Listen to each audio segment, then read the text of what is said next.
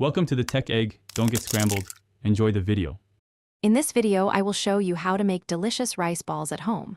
First, let's gather our ingredients. You'll need about 2 cups of cooked short-grain rice, some nori seaweed sheets, and your preferred fillings, such as tuna or pickled plum.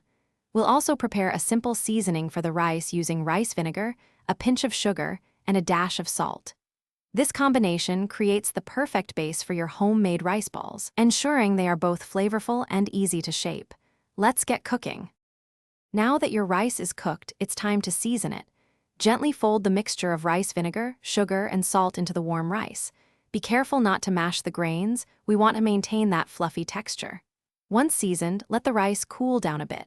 This makes it much easier to handle and shape. A helpful tip: keep a small bowl of water nearby to moisten your hands. This prevents the sticky rice from adhering to your fingers, making the shaping process much smoother. With your seasoned rice ready, let's move on to shaping. Take about 1/3 of a cup of rice and gently flatten it in the palm of your hand, creating a small well in the center.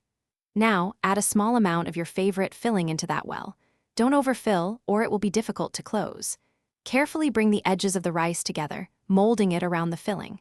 You can shape them into triangles, spheres, or cylinders, whatever you prefer. Practice makes perfect. Finally, it's time to wrap your beautifully shaped rice balls. Take a strip of nori seaweed and gently press it onto the bottom or side of your rice ball.